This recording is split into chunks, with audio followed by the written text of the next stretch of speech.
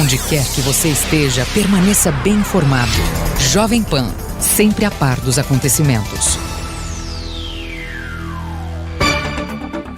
Agora são 7h02. Muito bom dia, no ar a edição regional do Jornal da Manhã, trazendo para você os assuntos aqui de nossa região. Entre os destaques, vamos falar hoje aos senhores pais e alunos do município de Porto Vitória.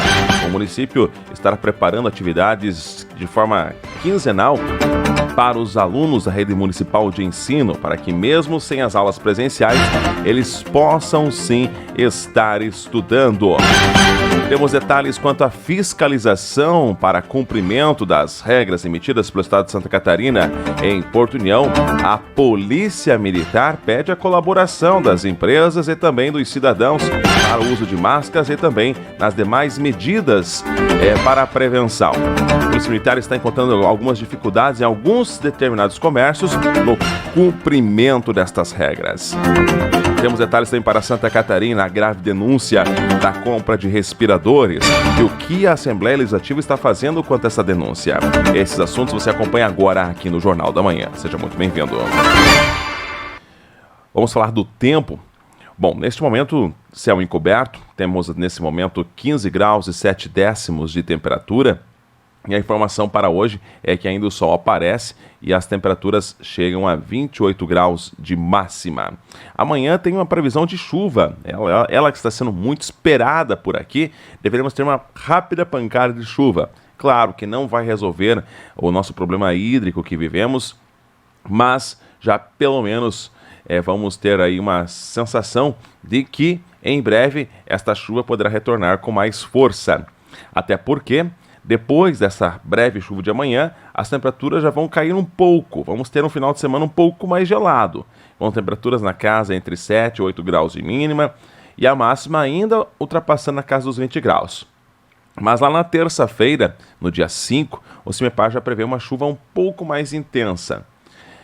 Mas, logo em seguida, vem frio e previsão de geada. Próxima semana, em meados daqui a uma semana, vamos ter, se assim se cumprir esta previsão, dias aí com geadas pela nossa região. Mas, a princípio, nos 10 primeiros dias do mês de maio, não vamos ter ainda chuvas significativas. Essas chuvas elas devem ficar principalmente para a segunda quinzena do mês de maio. Enquanto isso, economize água. Rio Iguaçu, nesta manhã, com apenas 1,33 metros. Vamos de informações. Hoje eu começo destacando um município vizinho de Porto Vitória. A Prefeitura lançou ontem, através de suas redes sociais oficiais, um vídeo com a secretária de Educação, a Solange, falando sobre alguns assuntos de extrema importância. O envio de atividades para as crianças da rede municipal de ensino. Estamos nesse momento de pandemia, não há aulas, mas as crianças e adolescentes não podem ficar, é claro, literalmente perdendo o ano. Com isso, o município já está aproveitando algumas redes sociais, como o WhatsApp, mas, como Porto Vitória, por exemplo, boa parte dos alunos moram no interior do município, o acesso à internet já é um pouco mais difícil. A Secretaria de Educação, juntamente com as professoras e professores do município, estão solicitando aos senhores pais, então, atenção para as atividades que começam a partir da próxima segunda-feira e serão emitidas de forma quinzenal para que os alunos possam estudar mesmo em casa. Acompanhe a matéria. Das nossas crianças matriculadas nas nossas escolas municipais, onde eu quero expor para vocês sobre a maneira como nós vamos trabalhar a partir de segunda-feira. Então, tivemos várias discussões para a apresentação da nossa resolução, autorizando esse tipo de atendimento às nossas crianças. A discussão dessa resolução já foi feita com os professores, com os conselhos escolares, com o Conselho Municipal de Educação. Então, a partir de segunda-feira, estaremos trabalhando de forma remota com as crianças matriculadas nas nossas escolas. Como se dará esse trabalho? Os professores já estão organizando as atividades para ser entregue às nossas crianças. Elas serão de uma forma de trabalho de 15 em 15 dias, Então, os pais serão convocados a retirar essas apostilas na escola e as crianças terão 15 dias para realizar essas atividades, que serão computadas como hora letiva. Temos uma flexibilização do calendário escolar, porém não temos uma flexibilização das horas letivas por enquanto. Diante disso, temos que trabalhar, temos que atender as nossas crianças. E para isso, pedimos a colaboração dos pais. Pedimos intensamente que essas crianças sejam acompanhadas, que elas tenham a orientação nesse momento. Os professores estarão trabalhando pelos grupos de WhatsApp também, onde os professores farão uma explicação da atividade e a criança realizará essa atividade em casa. As crianças residentes da zona rural receberão esse material em casa. A Secretaria de Educação estará disponibilizando o veículo para levar essas apostilas na casa do aluno.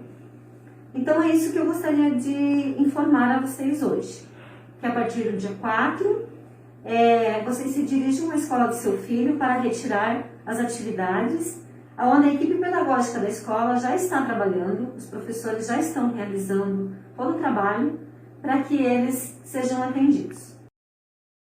Falando sobre a questão do monitoramento, né, principalmente a prevenção ao coronavírus, deixa eu aqui atualizar os números para Porto União. Olha só, Porto União, segundo a Secretaria Municipal de Saúde, temos no momento 30 casos em monitoramento, sem coleta de exames, pessoas estão sendo monitoradas em suas casas. Já tiveram essa alta desse monitoramento, sem coleta de exames, 134 pessoas no município de Porto União. Já foram descartados, ou seja, pessoas que fizeram o exame e deram negativo, 22 casos no município. No momento, não há nenhum caso suspeito e também nenhum caso confirmado de Covid-19 para Porto União. Mas as pessoas não podem, é claro, baixar a guarda. Mas não tem nenhum caso confirmado. Com isso, nessas últimas 2 semanas, principalmente, quando já houve um certo afrouxamento na questão das atividades econômicas, muitos já puderam retornar, mas alguns não estão respeitando o que diz o decreto. O que diz o decreto lá? Tem que respeitar o espaçamento, não pode lotar. E, claro, a gente entende também o lado do comerciante, ele não pode perder vendas. Por outro lado, tem essa questão sanitária, tem que se respeitar as regras, tem que manter, então, esta obediência ao decreto, para que não venhamos ter números aqui positivos também no município de Porto União, assim como pela nossa região. Em Porto União, o comandante da Polícia Militar, Capitão Galli, fala que a PM tem sim esse poder sanitário de fiscalizar e, se preciso for, até autuar o estabelecimento que não esteja respeitando essas regras. Acompanhe o vídeo com o próprio comandante da PM de Porto União, Capitão Galli. Estamos aqui hoje para alertar, principalmente aos lojistas, comerciantes e empresários em geral. O enfrentamento da crise do Covid-19 está longe do fim, senhores. E o decreto 562, o qual regulamenta o estado de calamidade pública em todo o território catarinense, está em plena vigência. Portanto, apesar de termos a liberação parcial para o funcionamento das mais diversas atividades econômicas, devemos nos atentar para as restrições sanitárias impostas pelos textos legais e portarias do Secretário de Estado de Saúde. Estamos enfrentando em Porto União problemas com relação ao cumprimento destas restrições sanitárias por alguns estabelecimentos. Chamo a atenção, a Polícia Militar do Estado de Santa Catarina é autoridade sanitária competente para fiscalizar as restrições legais impostas pelo governo do Estado. Nesse dia apazão, nós estabelecemos procedimentos administrativos para isso. Inicialmente, quando o estabelecimento descumpre alguma daquelas normas já conhecidas por todos, dentre as quais as principais podemos citar controle de acesso, utilização de máscaras, disponibilização de álcool em gel a 70%, dentre muitas outras. A partir do momento que esse estabelecimento não cumpre alguma dessas medidas, a Polícia Militar do Estado de Santa Catarina realiza uma notificação administrativa.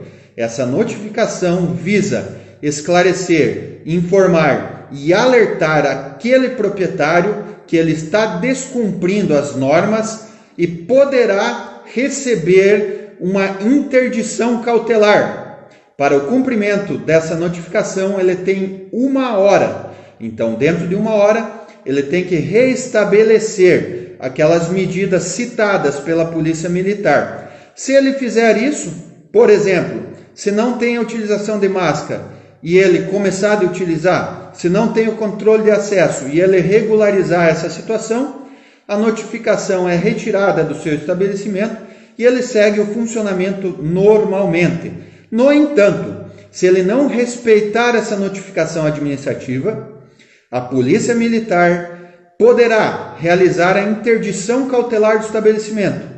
Feita essa interdição, o estabelecimento está proibido de funcionar por tempo indeterminado, até que ele regularize todas as situações e a autoridade administrativa estatal, no caso, o comandante da Polícia Militar de Porto União, possa restabelecer o funcionamento mediante uma requisição, mediante um recurso do próprio estabelecimento.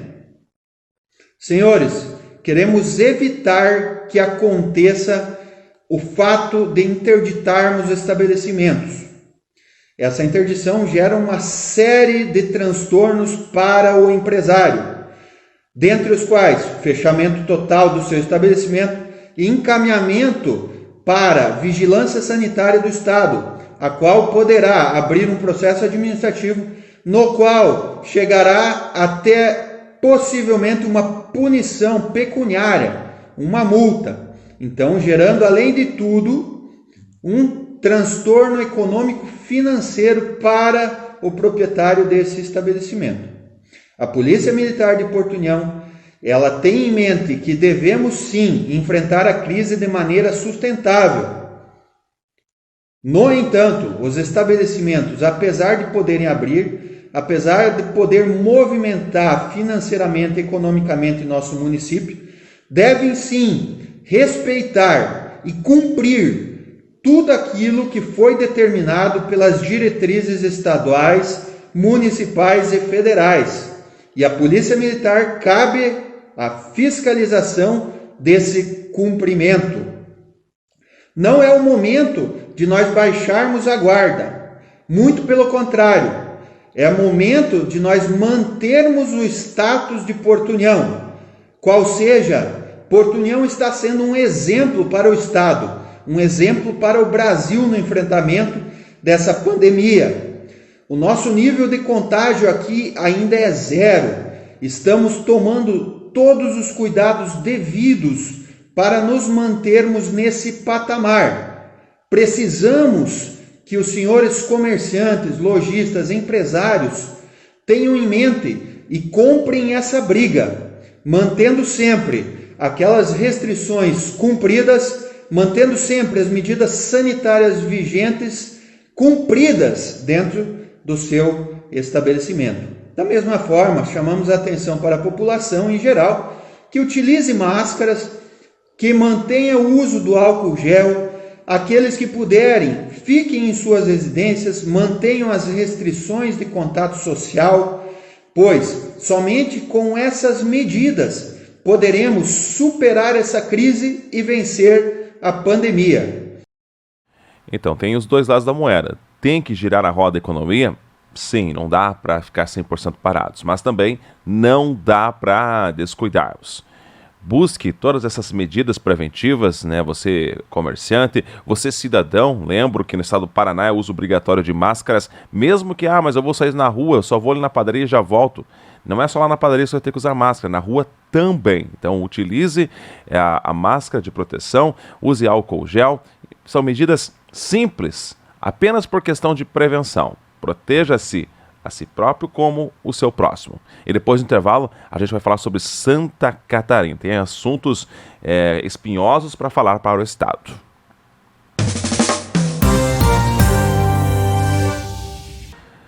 7 horas e 21 minutos, de volta com o Jornal da Manhã, Santa Catarina em Destaque. Vamos dividir em duas partes estas matérias para o Estado. Primeiramente com o governador. Ele ontem, lançou nas redes sociais oficiais do Estado mais um vídeo falando que a questão de monitoramento em Santa Catarina está relativamente tranquila em comparação com outros estados. A gente vê a situação aí do Amazonas, uma situação bastante complicada por lá. E aqui o governador tem recebido os dados que até as internações mais graves estão caindo no estado. E também o governador fala sobre a aquisição, ou pelo menos a liberação de mais leitos de UTI. Detalhe, dinheiro do governo federal e não do estado. E ainda, mais para o fim, ele responde a algumas questões de jornalistas e principalmente sobre a denúncia da compra de respiradores. Esta semana nós divulgamos aqui que habilitamos junto ao Ministério da Saúde para que sejam remunerados via SUS 72 leitos de UTI. E nós tínhamos aí então represado lá no Ministério mais 178 pedidos e o ministro hoje nos confirmou que 175 leitos estarão sendo habilitados nos próximos dias. Ele colocou como prioridade para Santa Catarina. Também nos informou que, no que diz respeito a EPIs, aos equipamentos de proteção individual que o Ministério da Saúde adquiriu, há um estoque ainda em São Paulo e ele fará contato com o secretário Elton, então, a assessoria do ministro, para que esses equipamentos também cheguem a Santa Catarina. Também aquisição de testes rápidos, enfim, é a novidade da semana que o governo central tem adquirido e vai repassar aos estados. Então, é um total, somando os dois números, 923 mortes em 2 dias no Brasil. Uma taxa de letalidade de 7%, é altíssima a nossa taxa de letalidade. Já em Santa Catarina, em razão dos casos confirmados, ela baixa para 2,2%. São 2.085 casos confirmados, distribuídos em 124 municípios de Santa Catarina e 46 óbitos, até hoje, do total, desde o início da pandemia, distribuídos em 28 municípios do nosso estado. Nós manteremos o nosso número de óbitos, certamente, muito mais baixo, porque muitas pessoas vão ter contato com o vírus, vão positivar para coronavírus, terão a Covid-19 com sinais e sintomas brandos, alguns não perceberão, talvez, que tenham contraído o vírus e depois vão passar por isso, vão sair dessa situação sem nenhuma dificuldade. Mas a gente sabe que ela tem uma taxa de letalidade muito mais alta nas populações vulneráveis. Então, todo esse nosso esforço de respeito ao próximo. Às vezes a pessoa tem a consciência de que talvez não fosse afetada se viesse a contrair o vírus, mas ao mesmo tempo ela tem que saber que ela pode ser um vetor, ela pode levar esse vírus a uma pessoa vulnerável. Então ela não vai querer, obviamente, fazer isso, então ela se proteger, utilizar máscaras, utilizar do que tiver à disposição para a sua higiene, asepsia de mãos, ela está fazendo um gesto de humanidade com outras pessoas que podem estar precisando desse gesto, de não estarem vulneráveis, obviamente, ao contágio, porque uma população muito mais sensível. Como a comissão formada por órgãos de controle para fiscalizar os gastos do enfrentamento ao coronavírus não deu parecer sobre a compra de ventiladores mecânicos? Na verdade, não é uma... Acho que talvez a pergunta tenha sido formulada falando em termos do grupo de conjunto, de participação. Esse grupo que foi formado foi um grupo que não tem poder decisório dentro inclusive tinha órgãos participando, era mais no sentido de cooperação, um grupo que vai cooperar com o poder público, ajudar e auxiliar. Então, essas decisões que foram feitas foram tomadas dentro da própria secretaria e estão sendo, inclusive, apuradas por algum indício de alguma irregularidade no formato com que tiveram sido ocorridas essas contratações. O decreto sobre a paralisação do transporte coletivo vence amanhã. Já há alguma sinalização se ele será prorrogado ou não?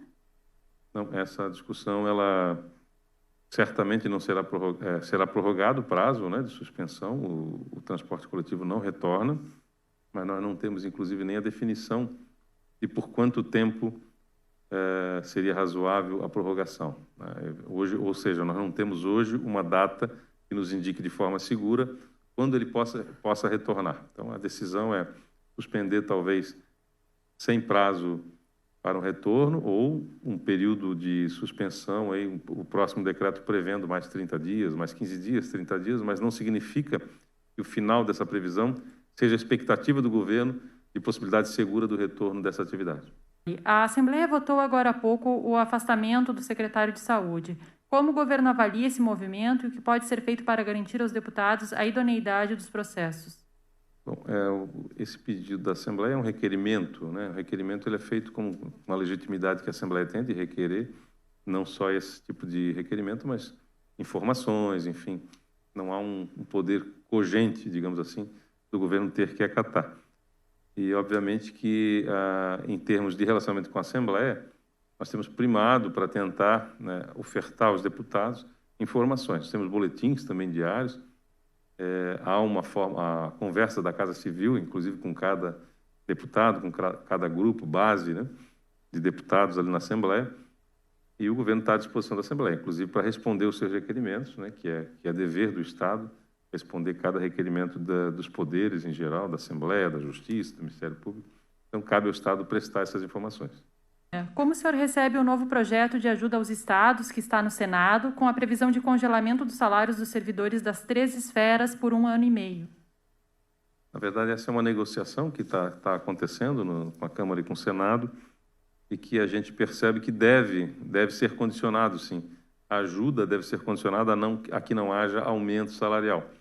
Naturalmente, os estados e municípios devem receber isso com naturalidade, especialmente os estados, que se socorrerem dessa ajuda, porque nós vemos que o momento é um momento especial, né? Esse momento de pandemia não é um momento que nos possibilita conceder reajuste salarial, enfim, nós cortamos algumas vantagens de alguns servidores, suspendemos, inclusive, o pagamento de 1/3 de férias, enfim, uma série de outras. Hoje nós não indenizamos já no Executivo, né? A licença-prêmio, por exemplo, mas os poderes também fizeram isso, aqueles que ainda remuneram esse tipo de licença. Então, o esforço de todos no sentido de diminuir o gasto público. E é natural que, para se receber uma ajuda federal, que haja, de fato, um congelamento, que não haja aumento salarial por um determinado período. O governo vai acompanhar essas ações, né, junto à Câmara e ao Senado, para que toda decisão seja tomada lá, juntamente com a nossa bancada federal, que bem acompanha e nos atende sempre que o Estado precisa, nossos senadores, nossos deputados federais, possam estar acompanhando esses projetos para que eles atendam da melhor forma o interesse público e o interesse do povo brasileiro nesse momento. A palavra do governador sobre, então, os assuntos polêmicos que rondam o Estado. E depois do intervalo vou trazer a explicação, o porquê que, então, os deputados estão pedindo a saída do secretário Elton da pasta da saúde e sobre esta compra que envolveu mais de 33 milhões de reais em tese para a compra desses respiradores. Já já você vai entender estas graves denúncias. 7h33, no estado de Santa Catarina, surgiu uma grave denúncia contra o governo do estado.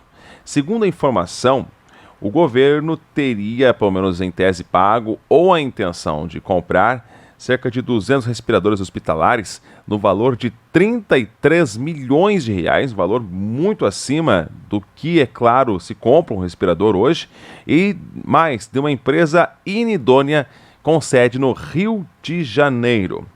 Agora, a Assembleia vai investigar toda a documentação e o governo, é claro, no caso, na pessoa do senhor governador, Carlos Moisés, poderá responder até por crime de improbidade administrativa, como diz o artigo 72 da Constituição do Estado de Santa Catarina. Para falar sobre esta grave denúncia, vamos ouvir primeiro o deputado Maurício Skudlark.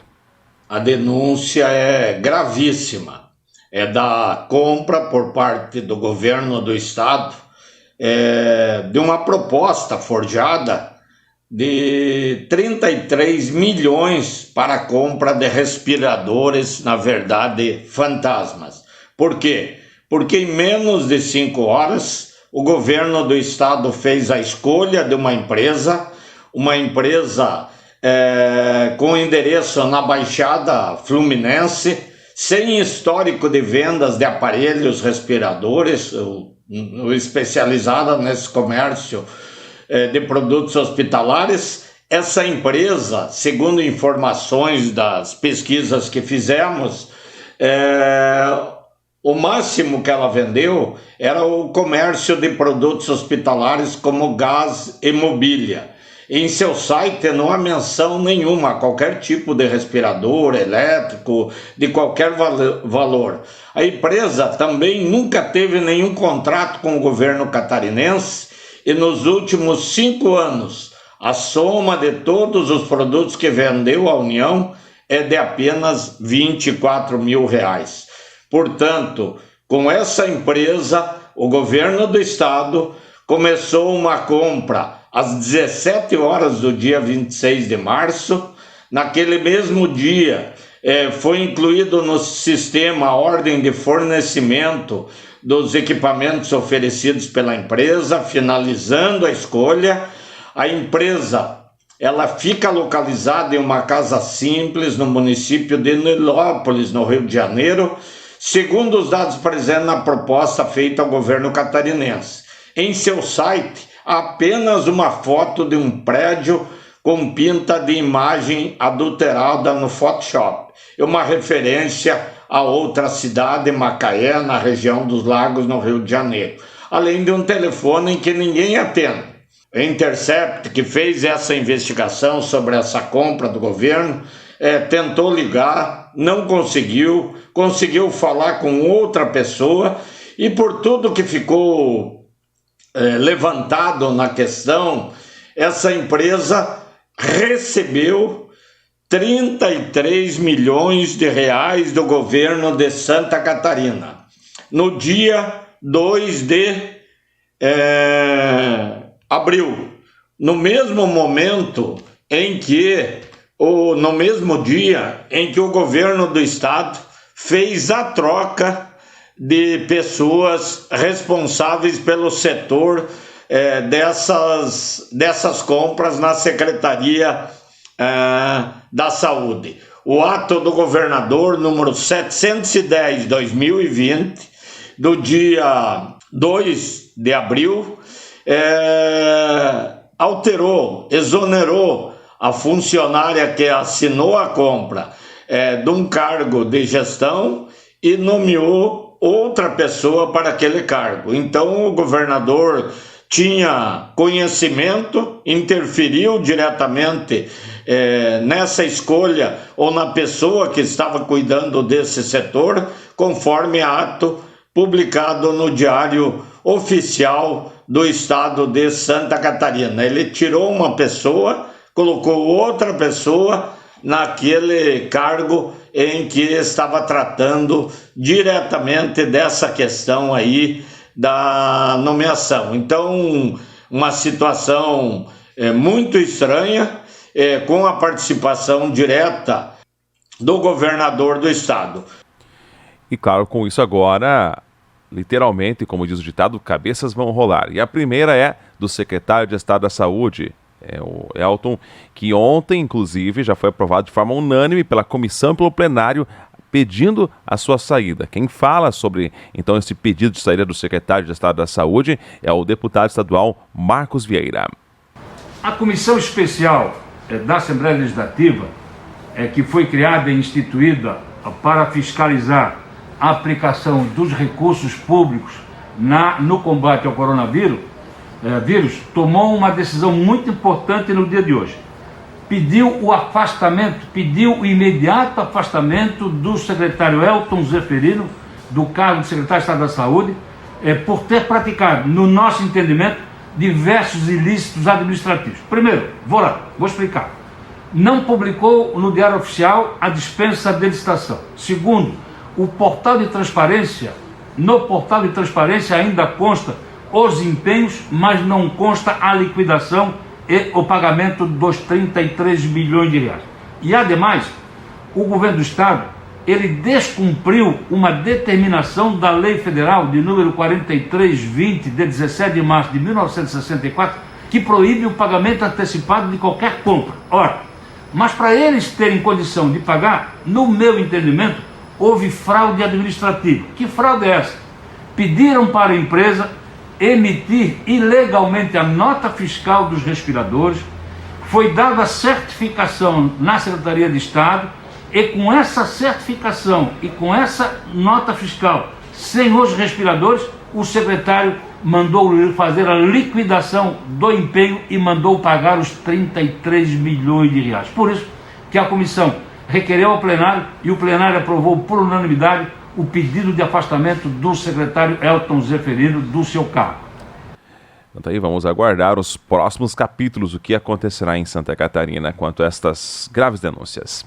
Bom, para finalizarmos aqui, atualizando apenas os números, né, do coronavírus pela região, União da Vitória, temos, pelo boletim divulgado pela Secretaria Municipal de Saúde, 11 casos suspeitos, já foram descartados outros 96, atualmente há 2 casos ativos, segundo a Secretaria de Saúde.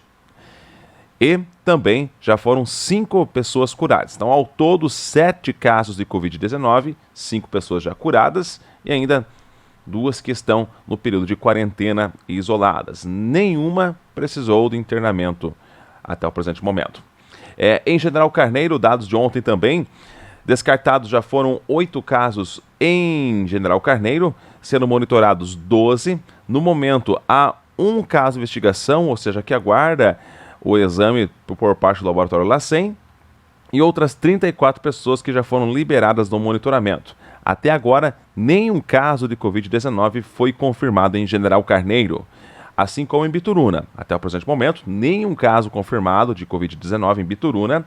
Há, no momento, 1 caso de investigação, que aguarda ainda o resultado do exame, mas, por outro lado, já tivemos 61 pessoas liberadas do chamado isolamento domiciliar e outras 9 que estão nesse isolamento. São pessoas geralmente em estado gripal, resfriadas, mas que pelo protocolo do Ministério da Saúde têm que ser sim monitoradas em suas respectivas residências. Agora são 7h mais 41, a edição regional vai ficando por aqui. Já depois do intervalo você continua muito bem informado com todas as notícias do Brasil e do mundo. A você, uma excelente quinta-feira. O fato acontece, a Jovem Pan informa, você fica sabendo. Credibilidade acima de tudo.